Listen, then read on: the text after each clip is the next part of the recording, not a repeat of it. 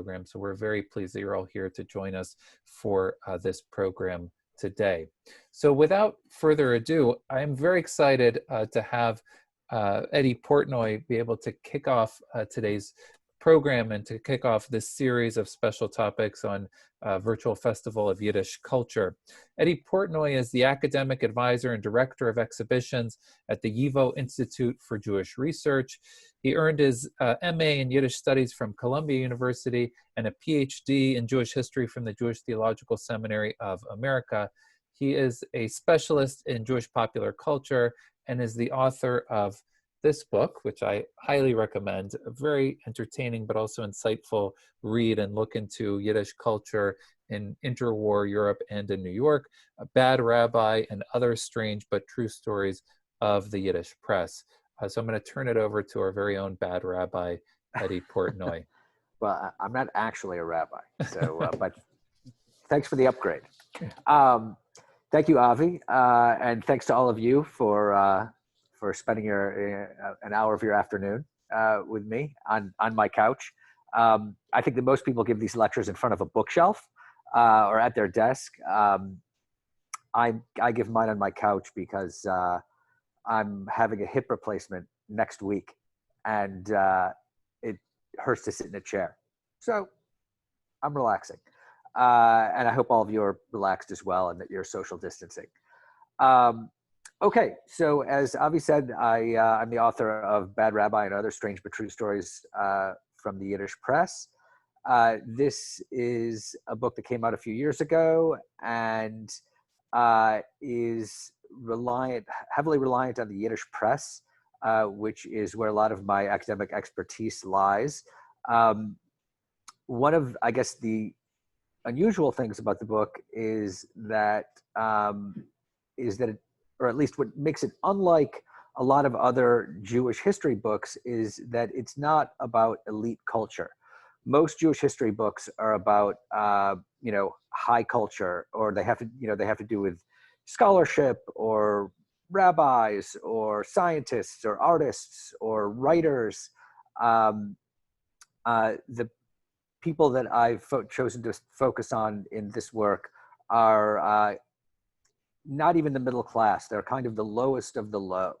And I stumbled across them when I was doing research in the Yiddish Press, and I found their stories to be incredibly compelling, fascinating, and part of Jewish history that really hadn't been explored. And so I'll take you through a little tour of how I found some of this material, and I'll try to explain some of it. So I'm going to share screen now, and hopefully I won't screw it up. Okay. Hopefully everyone can see this. Okay, this is the cover of the book. Just to get this out of the way, because I'm not actually going to talk about him during the talk, but the man on the cover of the book is not actually a rabbi. He was a professional wrestler by the name of Martin the Blimp Levy. And he wrestled in the United States and elsewhere from the late 1930s through the 1950s. He was called the Blimp for obvious reasons. He was alleged to weigh over 600 pounds. And he was actually quite a well-known and famous figure in professional wrestling during the late 30s and the 1940s. I didn't actually choose this photo for the cover of the book. The publisher, there's a chapter about him in the book, and the publisher chose this picture because they thought it was very dramatic, and I guess it is, and people seem to like him. I actually like him too. He seems like quite a fascinating figure. But as I said, this book is heavily reliant on the Yiddish Press. So just to give you an idea of where all of the material comes from, I thought I'd talk a bit about the origins of the Yiddish Press, so you have a bit of a context. Now, if you have any familiarity with Jewish history, you might know that during the 19th century, the largest Jewish community in the world was in the Pale of Settlement, which was the area to which the Russian Empire's Jews were restricted.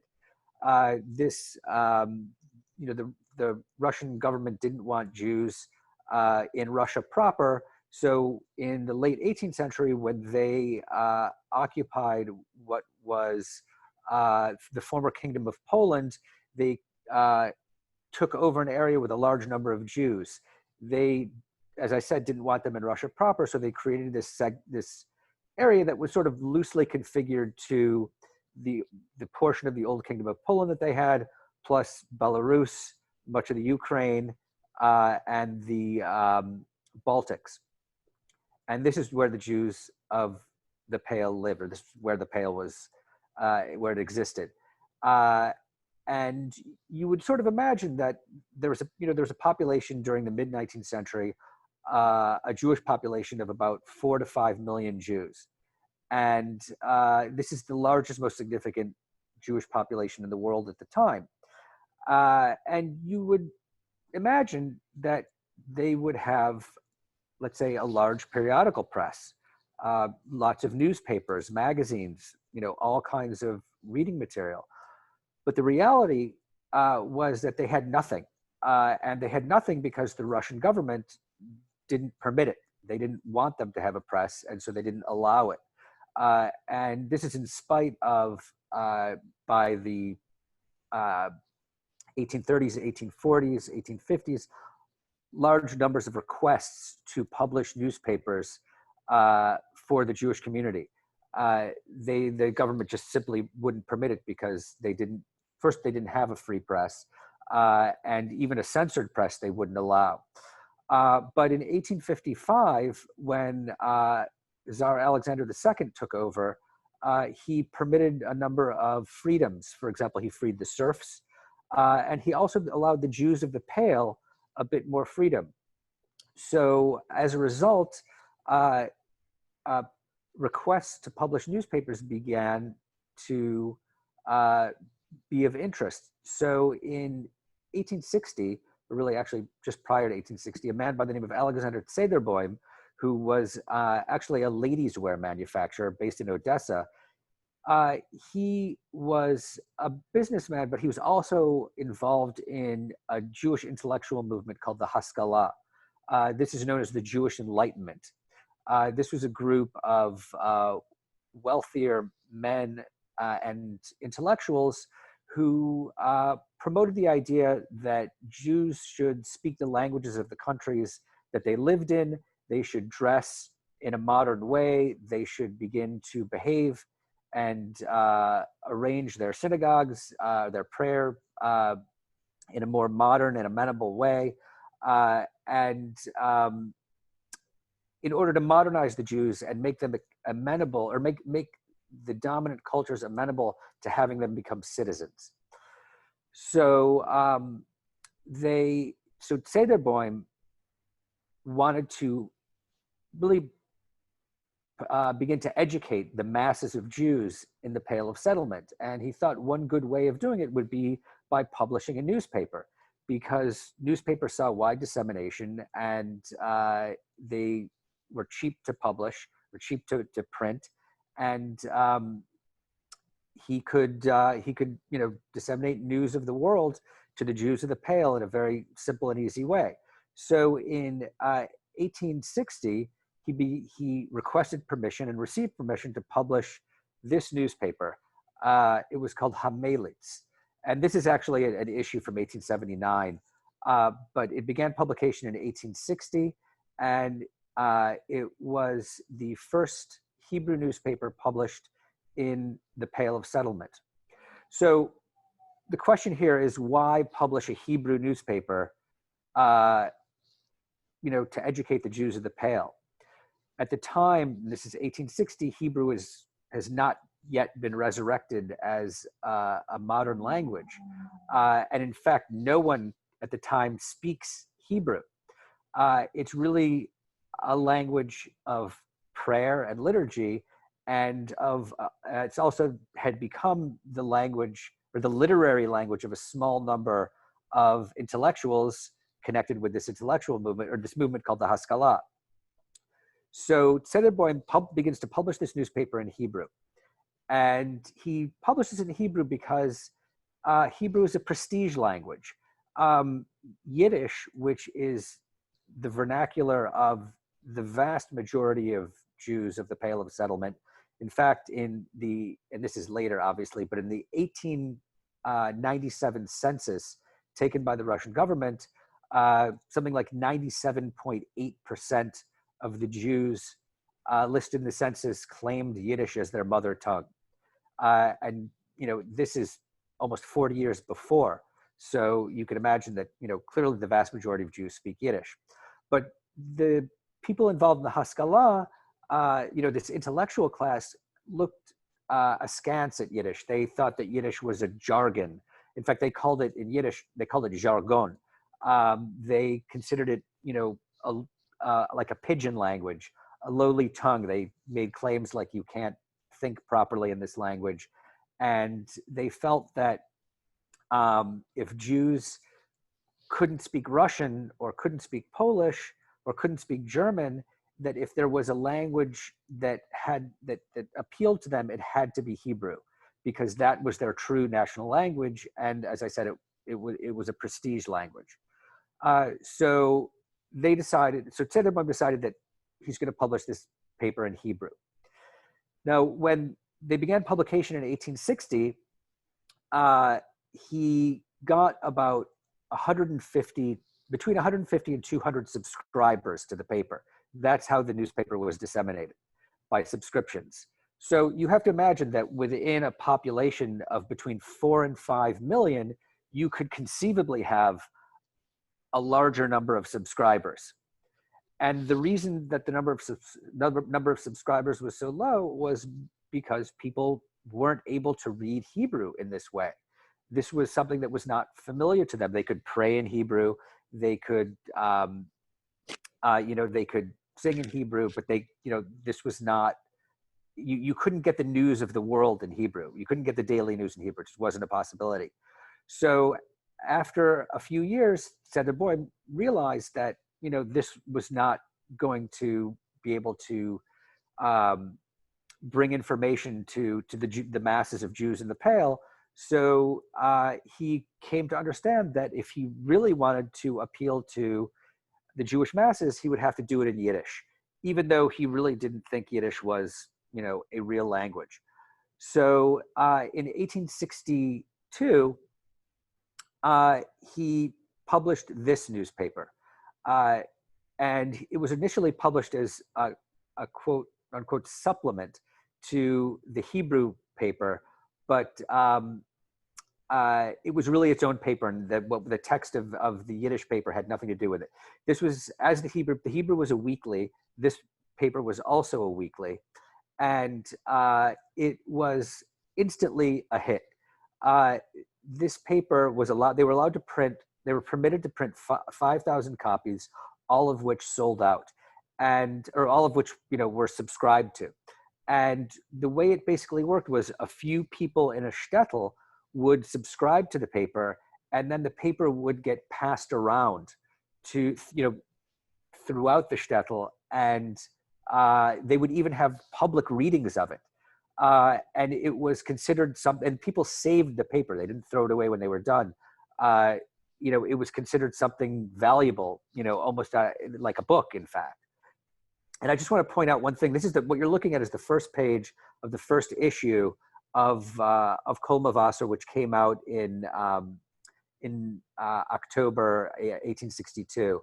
And the article you see in front of you is actually about the American Civil War, which had recently started.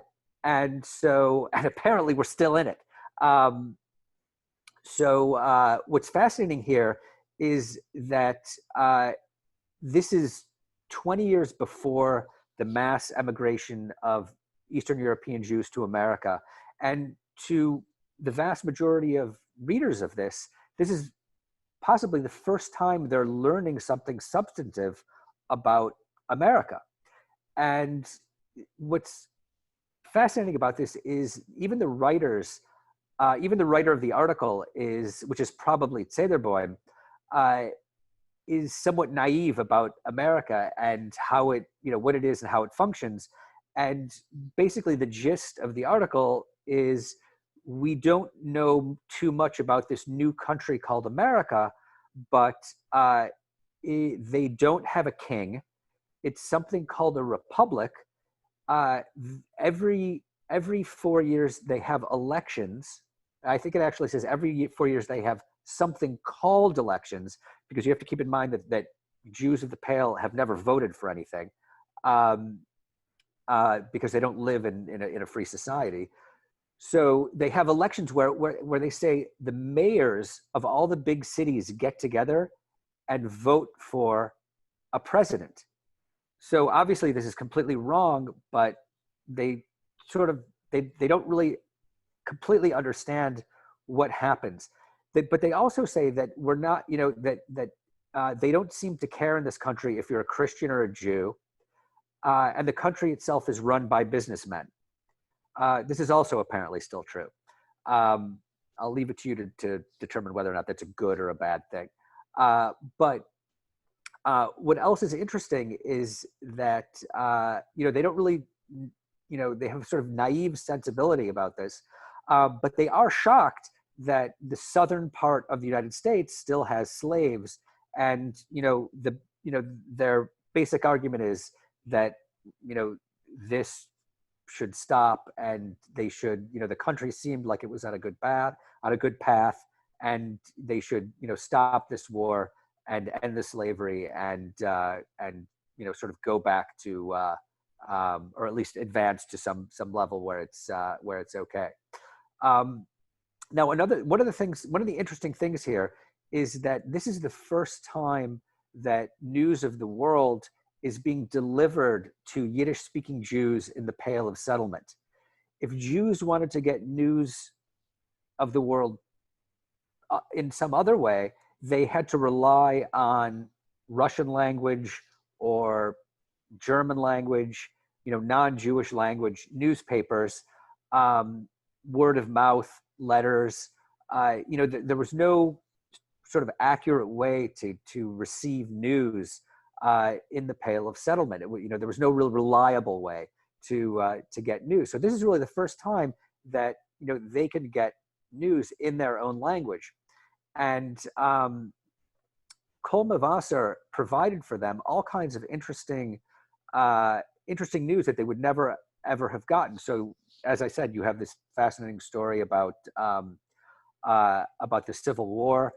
They brought news of Jewish communities all over the world. News of goings on in Russia, in Europe, in other places throughout the world. They also brought them history, news, not news, but like actual history and science articles on popular science. So one of the fascinating things is that in the third issue of this paper, which comes out, I think at the end of November, 1862, in this third issue, an article appears about the giant sequoia trees in California. Now, this article was probably translated from Russian or German, and from some other newspaper or magazine, and translated into Yiddish. And so it was sort of edited for the readership so that they would understand what these giant sequoia trees were, because this is something that they've never heard of, and it's not really clear how they're going to understand this. So the trees are described as being 8,000 to 10,000 years old. They're described as being wider than the widest house you've ever seen, and taller than the tallest tower you've ever seen. And so about a month after this article appears, a letter's printed in a later issue of the paper that says, "Dear editor, I really like your newspaper. It's it's educating me about all kinds of things that I didn't know about previously. I was particularly interested in this article about these giant trees in this place called California. But I think you must have made a mistake, because how can a tree be 8 to 10,000 years old when the world itself is only 5,623 years old? So what's amazing here is that that is the mindset of the Yiddish reader in the shtetl. They're not modern in any way. They believe that the world is 5,000 years old. Everything that's being brought to them is completely new. And this is just an example of how, the newspaper completely explodes the traditional worldview of the shtetl Jews of the Pale of Settlement. It's really incredibly fascinating. Now, one other thing about this newspaper, it was the cradle for modern Yiddish literature. For any of you who have heard of Mendele Moicher Sforim, he's known as the grandfather of Yiddish literature. This was the first place that he began publishing. Yitzchak Yoel Linetsky, who's another major figure in 19th century Yiddish literature. This is the first place he began publishing. Yiddish literature was a seminal component of this newspaper, and it was also one of the big draws for the readership. Novels were published they were serialized. They were published with one chapter per issue, and readers had to wait for the next week to read the next issue or the next chapter of whatever novel they were involved in. And when, for example, an issue didn't come out for whatever reason, or if it didn't make it to the shtetl, people were furious, and they wanted to be able to read the next installment of their novel. Now, this paper ran from 1862 to the beginning of 1873. The publisher and editor, Alexander Zederboim, who I mentioned earlier, in the late 1860s moved from Odessa to St. Petersburg. He was permitted to take the Hebrew paper with him because, as I said, Hebrew was a prestige language, but the lowly Yiddish paper remained in Odessa, and because it was really just left with the printer, they were not terribly good business people. It sort of fell apart, and they stopped publishing it in early 1873.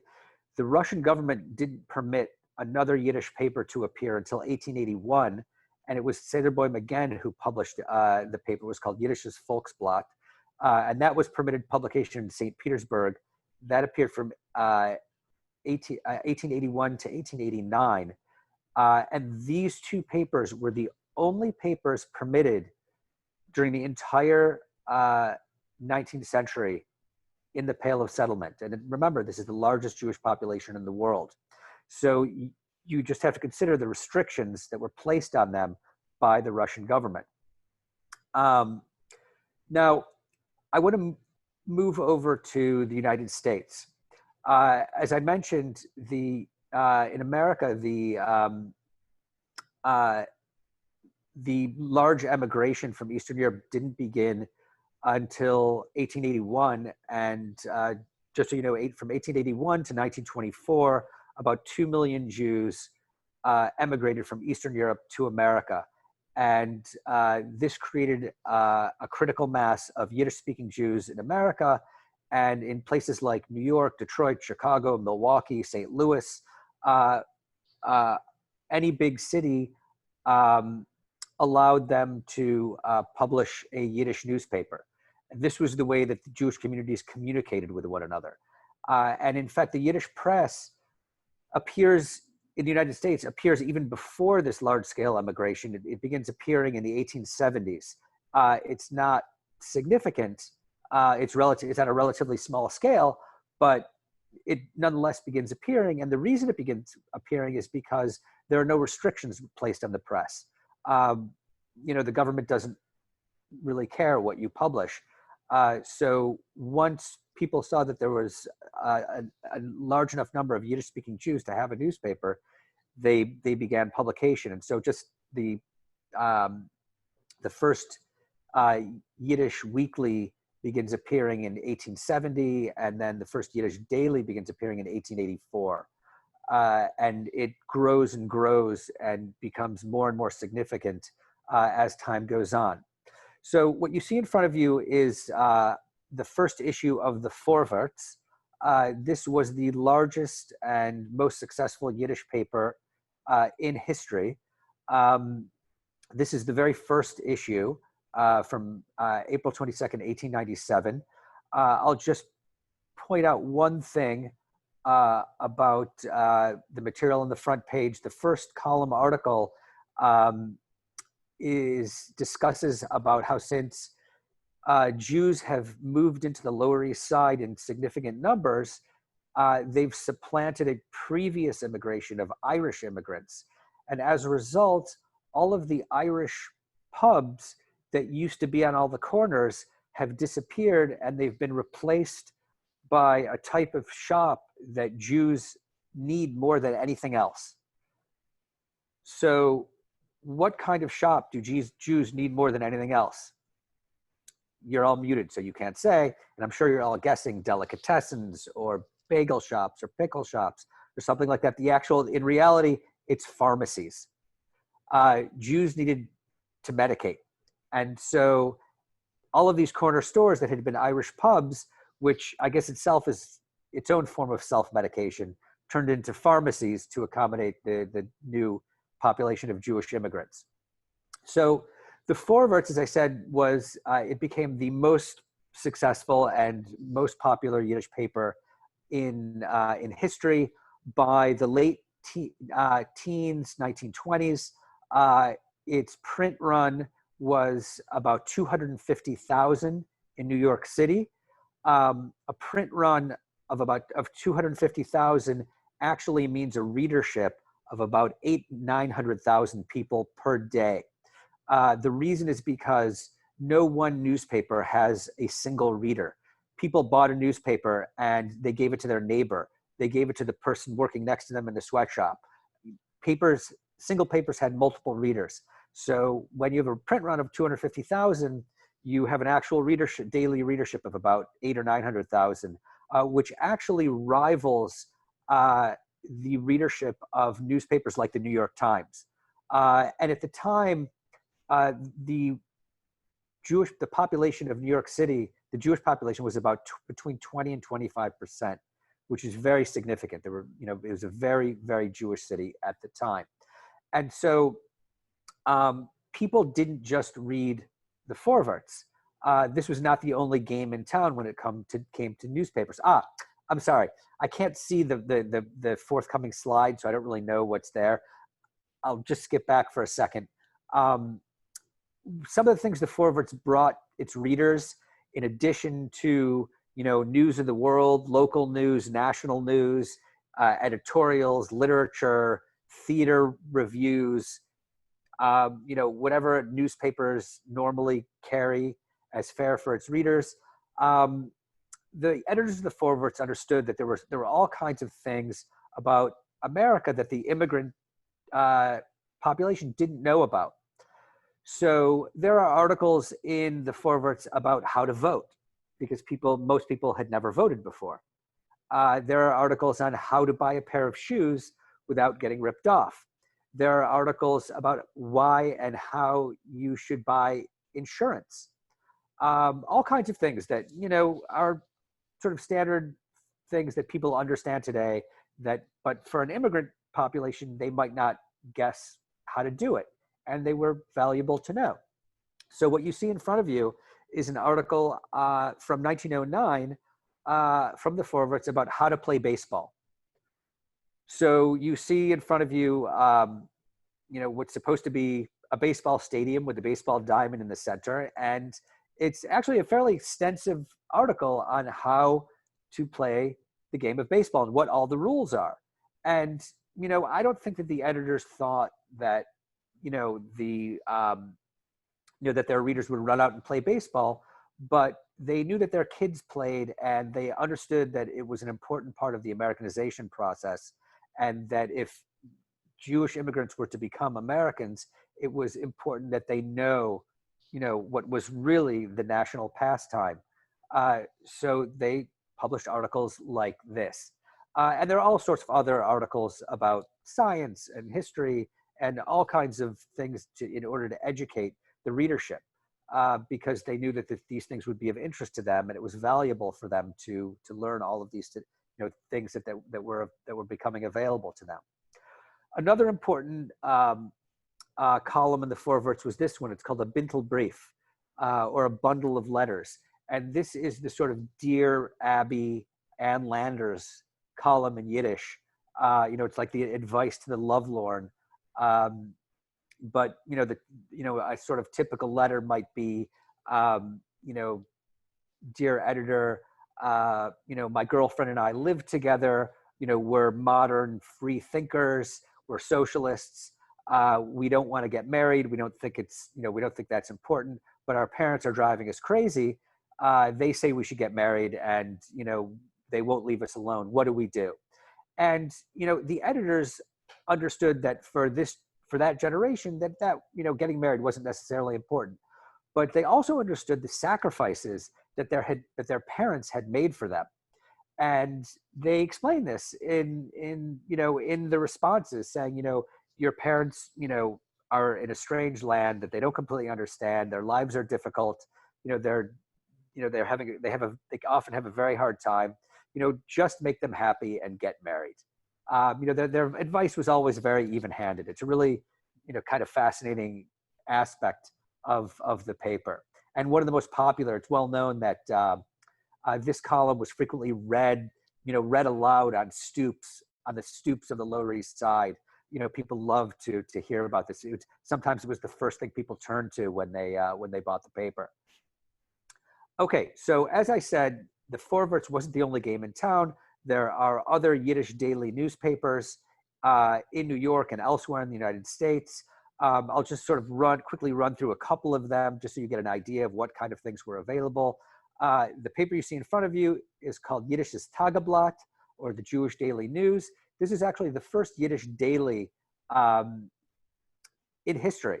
It started as a daily in 1885 and went from there. It was kind of I guess you could call it a conservative, not really orthodox, but sort of conservative in social orientation. It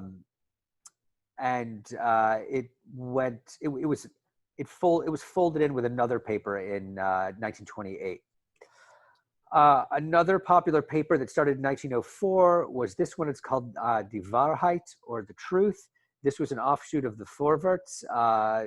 Frequently, editors would get in disputes, and one of them would leave and start his own paper. This was exactly the case. Louis Miller, who was an editor at the Vorwärts, got in a dispute with Abe Kahn, who was the main editor there, and he ran off and started this paper. Like the Vorwärts, this was a socialist newspaper, but unlike the Vorwärts, it was a staunchly Zionist paper. So that's what sort of differentiated these two papers. It was also a bit, at the time in the first decade of the 20th century, the Vorwärts was fairly sensationalistic. This paper was also fairly sensationalistic. This one is actually a weekly. It's the Freie Arbeiter Stimme. It's the anarchist weekly. If you wanted to read about Emma Goldman, or if you wanted to read her articles, if you wanted to read about free love, this would be the place to go.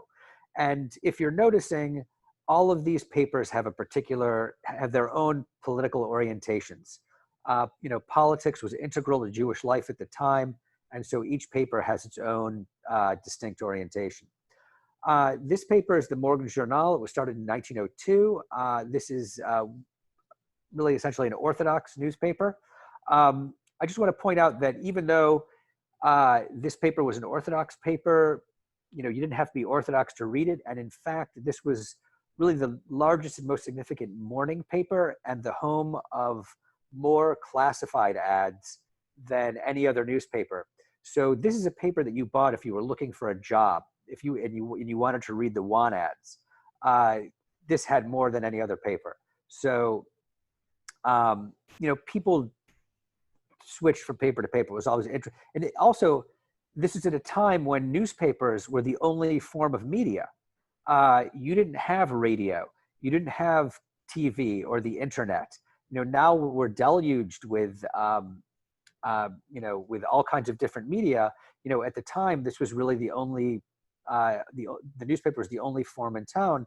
And so people often read more than one paper in order to get an idea of, what different people were thinking. This paper is called Der Tag, the day. This is a kind of more intellectual paper. I guess this would sort of be like the New York Times of the Yiddish papers. And this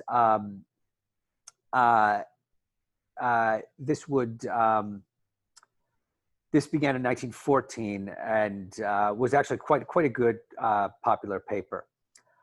This one is the Freiheit. It started in 1922. This is the Yiddish communist newspaper. This paper is also known for the very high quality of its language and literature.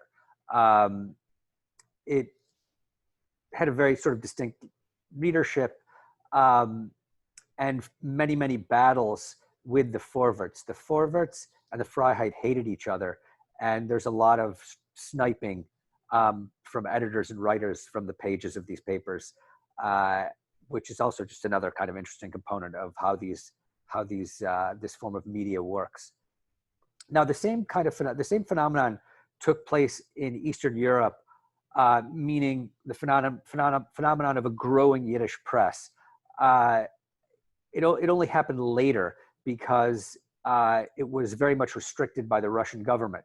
So, in spite of the fact that the Jewish population was much larger in the Pale of Settlement and throughout Eastern Europe, the Yiddish press didn't really get going until the early 20th century. So what you see in front of you is the first Yiddish daily in the Russian Empire. It was initially published in St. Petersburg beginning in 1903 and was subsequently moved to Warsaw in 1910.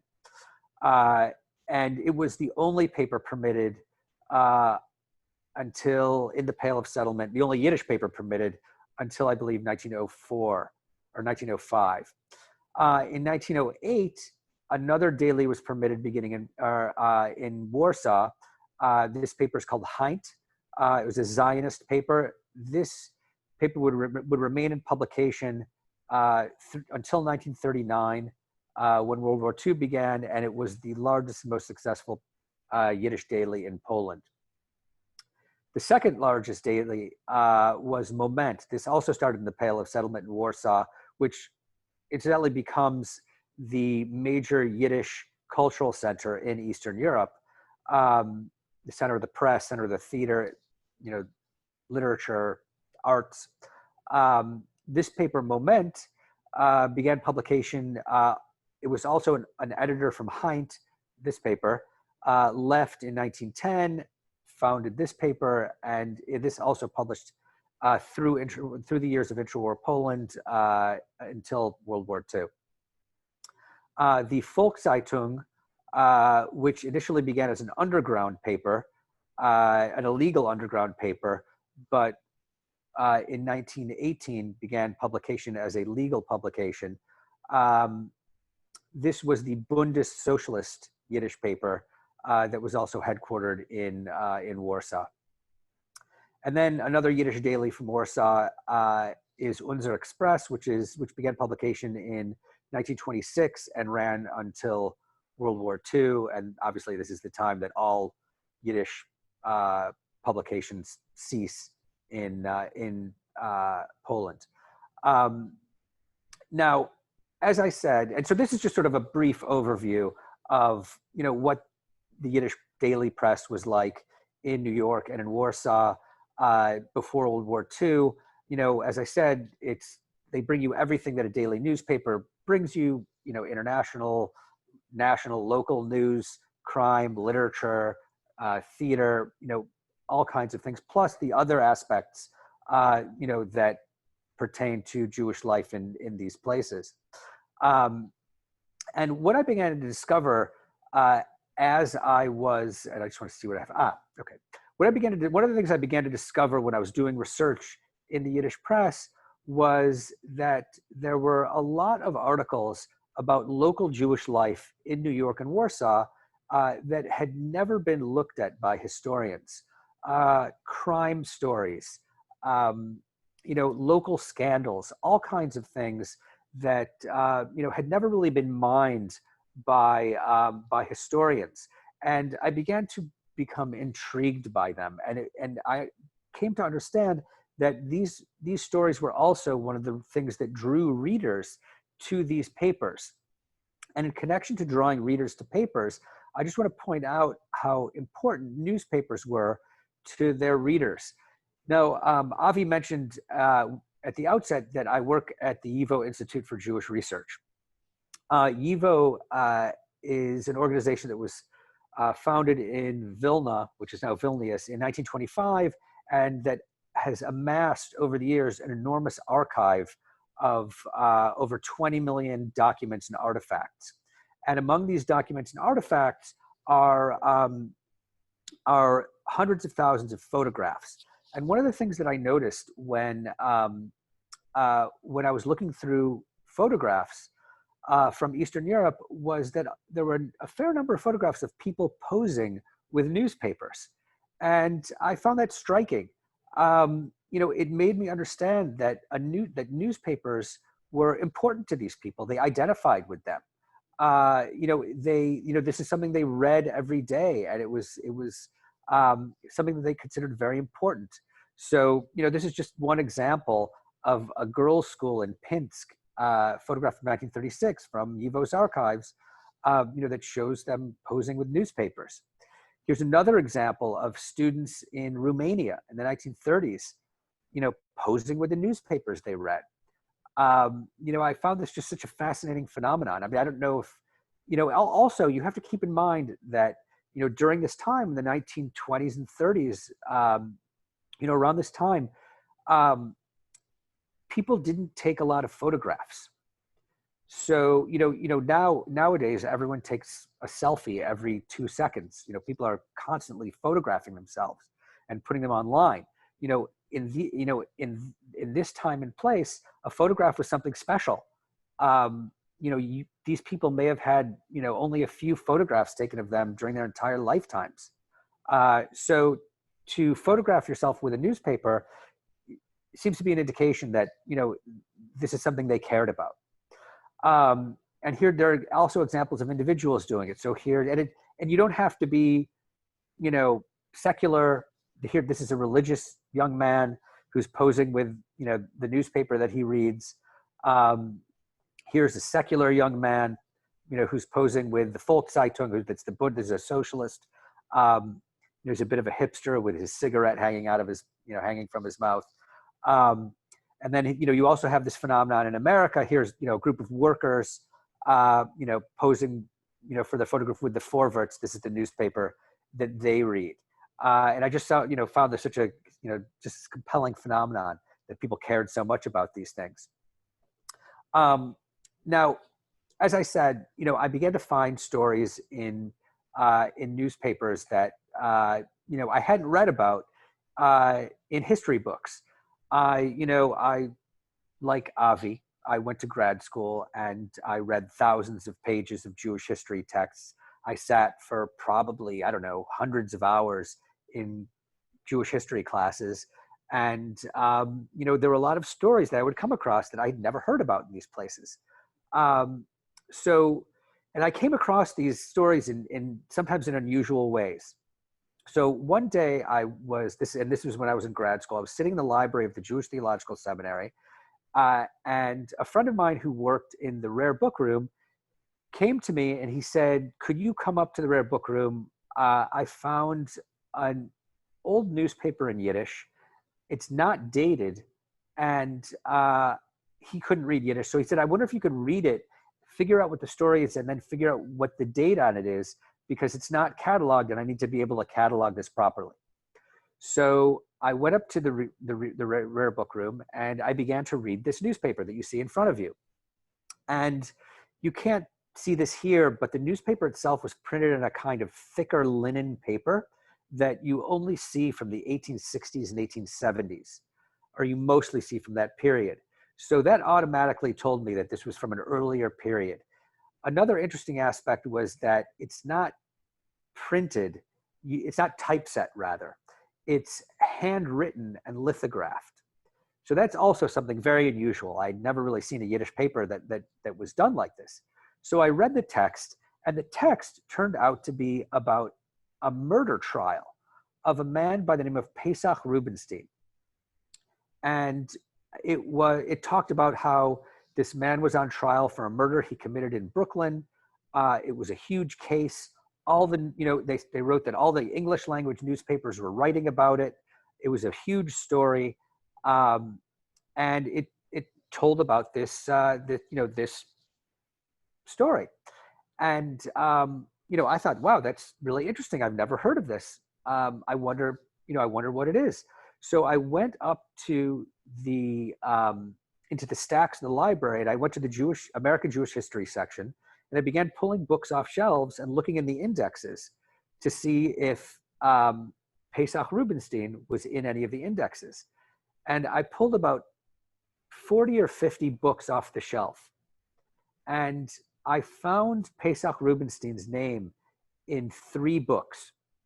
In one book, there were 2 sentences written about him. In another book, there was about a paragraph. And in a third book, which was a book about the history of Brownsville, Brooklyn, there was about a page and a half. So I was able to glean a little bit of information about it. Now, at the time this happened, and I think this was about 2003, 2004, a new database had come online. It was a database of American newspapers from the 17th century to the 1920s. And I thought to myself, well, I'll just put in the name Pesach Rubenstein, because according to what I'm finding in American Jewish history books, there's not a large number of, this is evidently not a very important case, not a very important story. So I go to this database and I put in the name, of American newspapers, and I put in the name Pesach Rubenstein, and I get 999 hits, which is the maximum you could get. And I begin to read the reports in the papers that are coming up. And what I discover is that not only do all the New York newspapers write about this, the New York Times, the New York World, the Brooklyn Daily Eagle, every newspaper in New York writes about it. What I discover is virtually every newspaper in the United States has articles about this Pesach Rubenstein story. So I'm completely blown away, because what I discover is Jewish historians have ignored this story. And it turns out that Pesach Rubenstein is the first Jewish murderer in the United States. And it appears that Jewish historians ignored it because they were embarrassed. They didn't want to write about a murder. They didn't want to, write about anything that would make, American Jewry look bad in the eyes of a readership. And obviously you can't impute, motives to all Jews, by the dint of the fact that this guy murdered someone. That's anti-Semitism, and obviously that exists. But evidently American Jewish historians were unwilling to write about it. So I felt this is something that I have to write about. And so I did, and it appears as a chapter in the book. And it's a really kind of fascinating look at what was really the largest interface between Jews and American media up until this point in history. And I don't know if I mentioned it, but the trial takes place in 1876. So this is before the large immigration of Yiddish-speaking Jews to the country. And it's really, really kind of fascinating story. Oh, and here, just to give you a look at how the American press portrayed him, here are a couple of pamphlets. And I just want to point out that there was a very interesting 19th century publishing phenomenon in America called murder pamphlets. And murder pamphlets were 8 to 16 page pamphlets that were kind of like a type of sensationalistic pulp literature that existed during the 19th century, and they always focused on big murder trials. So typically, your average murder pamphlet would have, or well, your average murder trial, if it was big enough to have to get a murder pamphlet, would have 1 or 2 pamphlets. The Pesach Rubinstein trial had 4 murder pamphlets.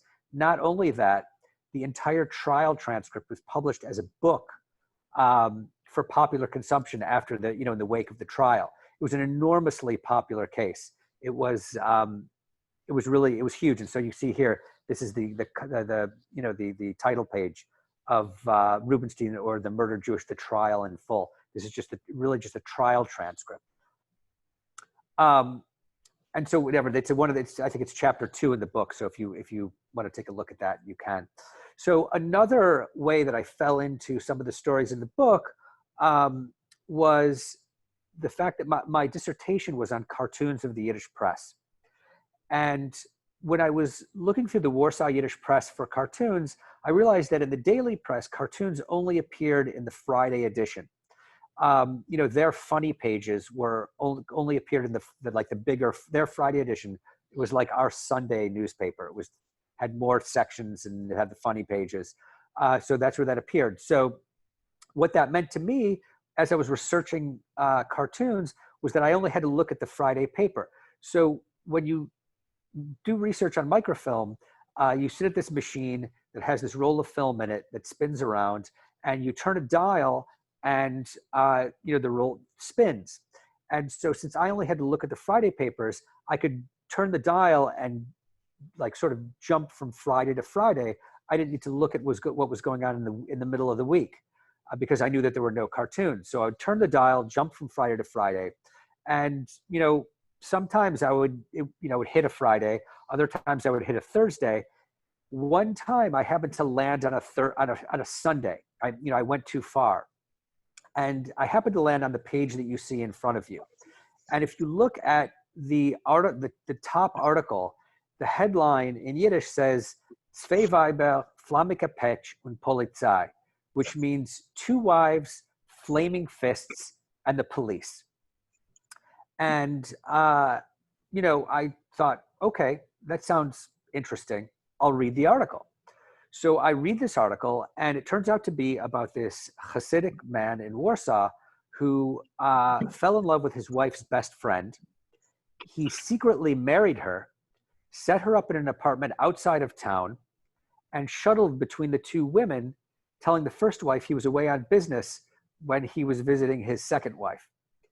The neighbors of the first wife figured out what was going on, and they told his older brother, who was a deeply religious Hasid, and was furious because his brother had committed this terrible transgression. So this man's brother organized a hearing in the Warsaw Rabbinical Court, and he physically dragged his younger brother there. When they arrived, there was a panel of three rabbis waiting, along with both wives and about 30 members of the first wife's family. The rabbis decreed that he had to divorce both women immediately, which they did on the spot. They wrote out writs of divorce. He signed them, handed them to the 2 women. The women handed them to the rabbis, making the divorces official. When the divorces were official, his older brother ran over to him and punched him in the face. When that happened, the 30 members of the first wife's family jumped on the second wife and began beating her up. The rabbis ran out, and the shamus, or the assistant, called the police, who came and arrested everyone and took them to jail. So I sat there in front of the microfilm reader, completely flabbergasted. I had never read a story like this. As I said, I had sat for hundreds of hours in classes, read thousands of pages of texts. I've never heard of Jews like this. My grandparents, who were from Poland, never told me stories like this. So what I thought at the time was, this is a really fascinating story. I wonder if there are more.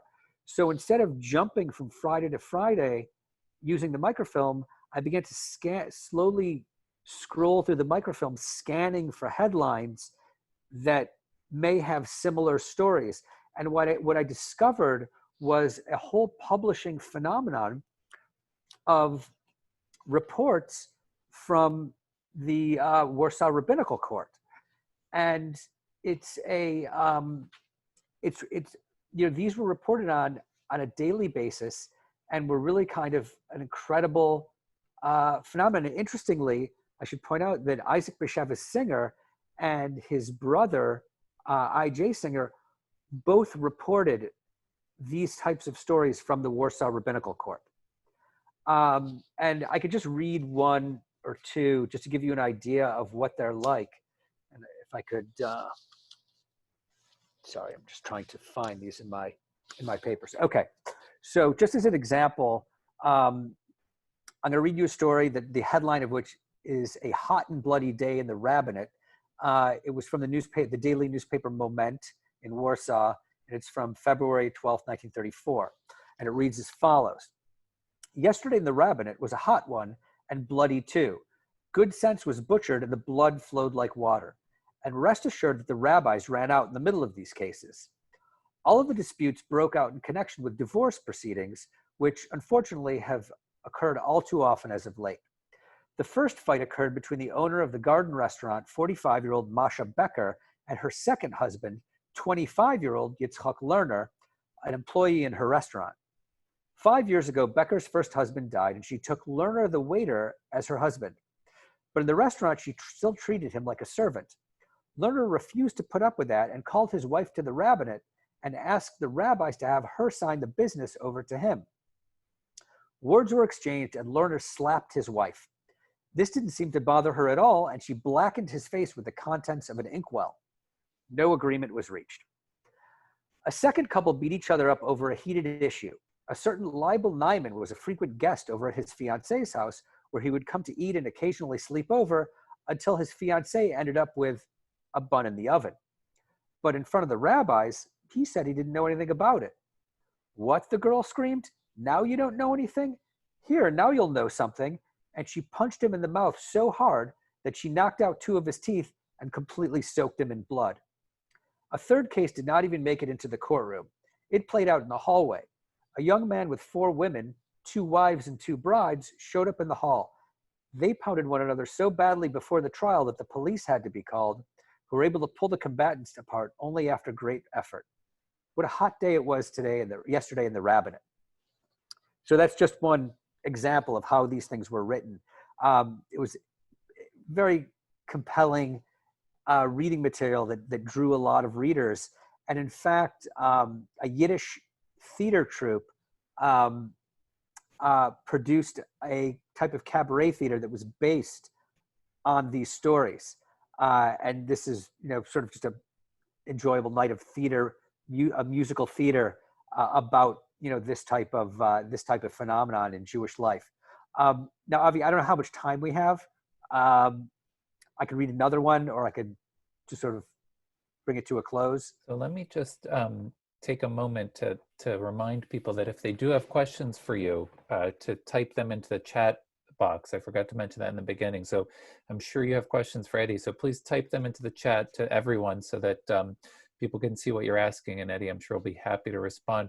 Why don't you take a couple more minutes and sort of wrap it up, and then we'll answer some questions. Okay. So, just in order to conclude, one more thing I'll show you just before I conclude, because there's always more. Unfortunately, there's always more. There are cartoons that reflect these stories of divorce trials, of violent divorce trials in the Warsaw Rabbinate. So I could just show you a couple of examples. This one is called New Furniture in the Rabbinate. The shamus, or the rabbi's assistant, says it's a shame to bring all that stuff in. It'll all be smashed. After one case, it's kaput. This one is called Readied for Destruction. You have 2 people standing in front of a window, in which a fight is taking place. What's going on? Another kahila. There's another Jewish community council meeting. No, it's a divorce case in the rabbinate. This one at the rabbinate. I hear they're having a wrestling match here. I came to buy a ticket. This one shows the rabbis. Says gas masks as a security measure in the rabbinate. Now we can begin the case, call in the appellant. And then there's another similar one, rabbis, fully protected, knew we could start, calling the couple who wants a divorce, were fully protected. So this is a whole phenomenon in Jewish life of this period that is really kind of, reflective of, it doesn't typify the Eastern European Yiddish speaking Jews that we've, that are stereotypical to us. This is a very, the interwar period, brings us Jews that are very modern. You have, and it gives you everything from, very high level literary and theatrical works, avant-garde art, science and medicine, to the kind of lowest levels of society who are brawling in front of the rabbis in the Warsaw Divorce Court. As I said at the outset, most Jewish history is about elite culture. It's about rabbis and scholars and scientists and writers. I've chosen to focus on, the lower classes and the culture that they engendered. It's not always pretty, but the Yiddish press provides us with an opportunity to, look at the daily goings on of common and average Jews in a way that most people are not familiar with. And in a way, it functions as a kind of complement to traditional history, in that it brings an aspect that most people just don't have very much familiarity with.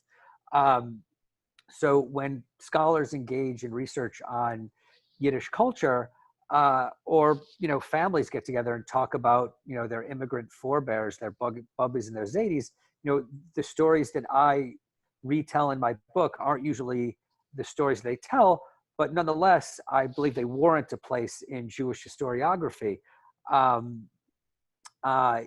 Even though they may not have had a significant effect on history, they're an important component of Jewish life that has really until now gone unnoticed. So thanks very much. If you have any questions, I'd be happy to take them. And I will stop the share. Great. Thank you. Thank you so much, Eddy. This is really, really fantastic. My pleasure. And very, really fascinating and also entertaining. And I just, I do want to make another plug for this book, because I have to say that the stories that you tell, sort of unearthing the unknown stories, and you sort of write it beautifully, and it's illuminating, and it's also entertaining. It's really sort of the best kind of history. So, and there's many more of these stories that are in this book. I have some questions that are starting to come in. I'll start with one of my own, which is, so you sort of focus on the function of the Yiddish press in New York and Warsaw in particular, but also kind of like the functioning of this land of, Yiddish land, sort of the transnational language of a Yiddish speaking people. And I'm just wondering if you can reflect on sort of the function of Jews, airing their dirty laundry in a language that they only spoke, versus what would happen when you start to sort of translate the Jewish affairs of the day to the English reading audience or to the Polish reading audience. Sure. And kind of what happens in between, and maybe why it gets lost. Right. So one of the really fascinating aspects of this is that the Yiddish press, because only Jews read it.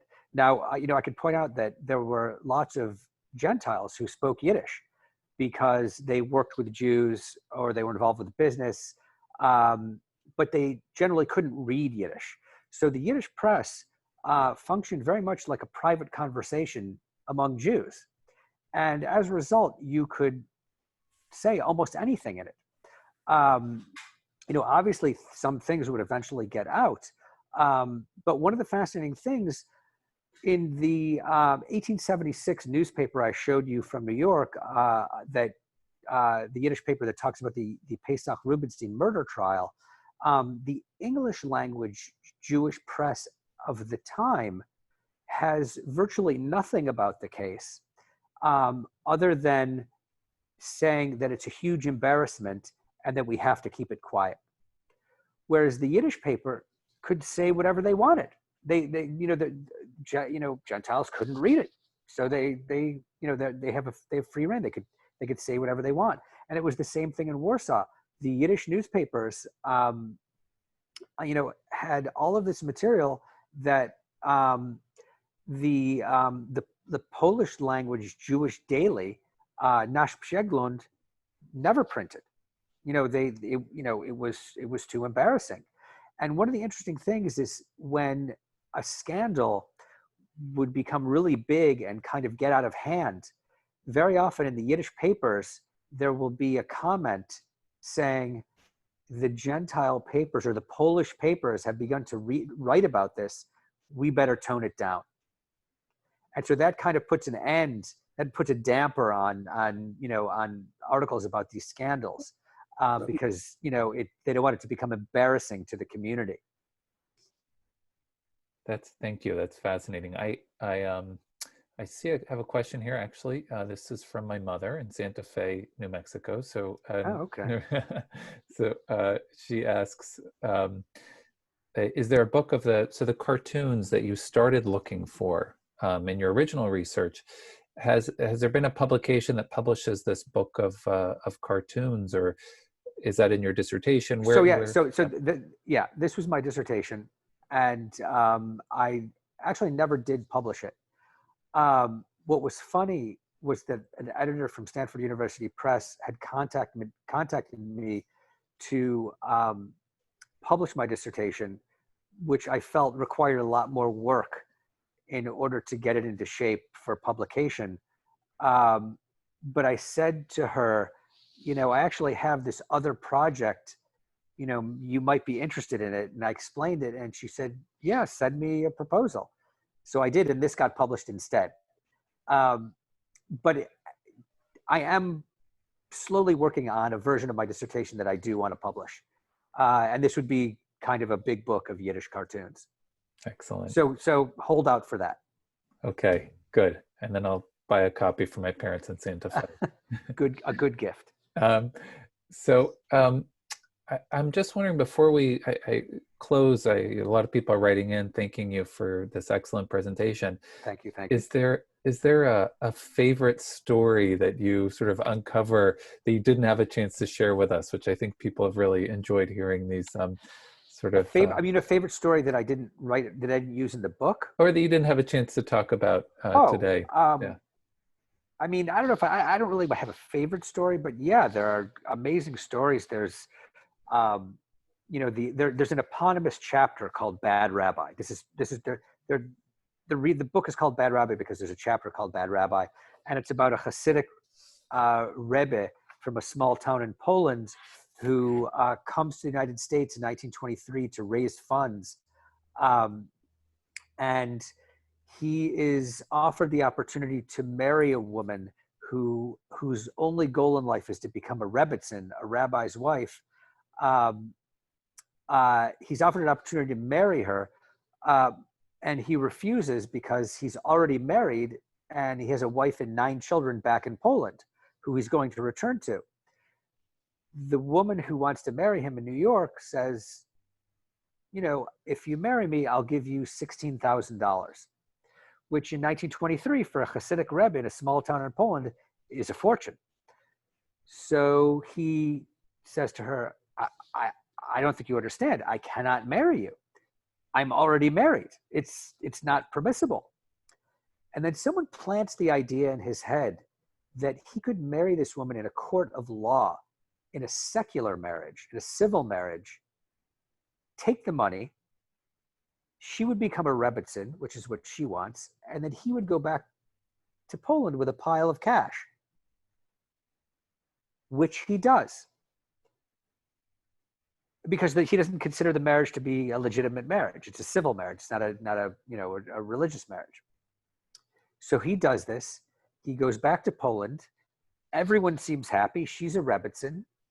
He's a rich man in his shtetl, but the woman decides that she wants to marry him in a traditional Jewish ceremony.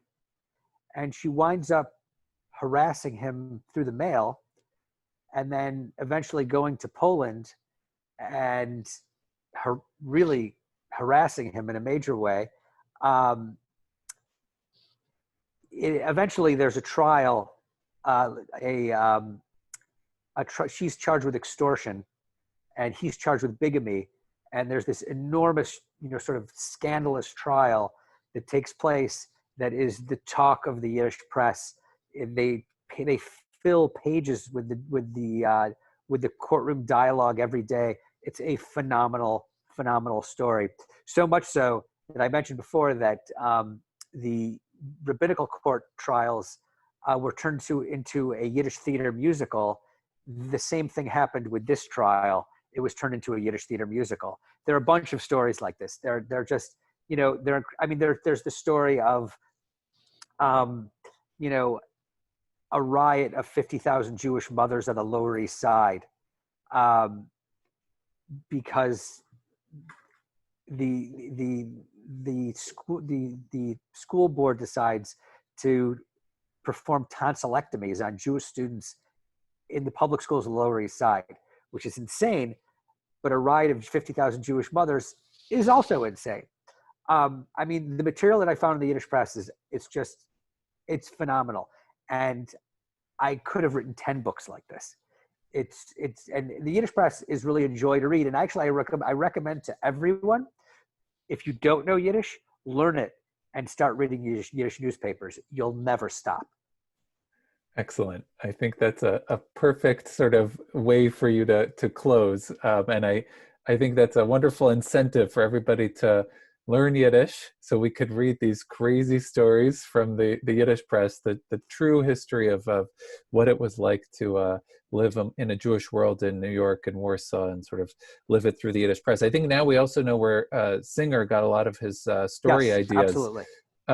So that's amazing too. So please join me as Sheinem Dank to Eddy Portnoy. This was really, really wonderful, and a wonderful way for us to start off this series, this virtual festival of Yiddish culture. And I really would encourage everybody to take an opportunity. This is a great time. You maybe already know how to read the Aleph Bet. It won't be easy. It won't be so difficult to learn the Yiddish Aleph Beis, and then you can start to read the Yiddish press. It's easier to read Yiddish than Hebrew.